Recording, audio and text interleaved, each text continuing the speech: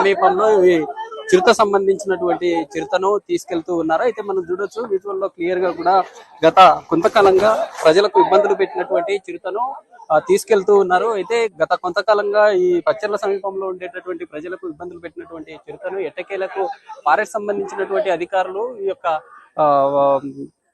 చిరుత సంబంధించినటువంటి ఆపరేషన్ అయితే పూర్తి చేశారని చెప్పుకోవచ్చు. గత కొంతకాలంగా ఈ ఏదైతే గ్రామాల్లో ఇబ్బందులకు గురి చేస్తున్నటువంటి ప్రజలకు ఇబ్బందులు పెడుతున్నటువంటి చిరుతను ఎట్టకేలకు బంధించారు. అయితే ఈ పచ్చర్ల సమీపంలో ఉండేటటువంటి ఈ చెక్ పోస్ట్ ప్రాంతం ఏదైతే ఉందో ఈ చెక్ పోస్ట్ ప్రాంతంలో బోను ఏర్పాటు చేయడం జరిగింది. బోన్లో చిరుత చిక్కడంతో ఈ రోజు ఉదయం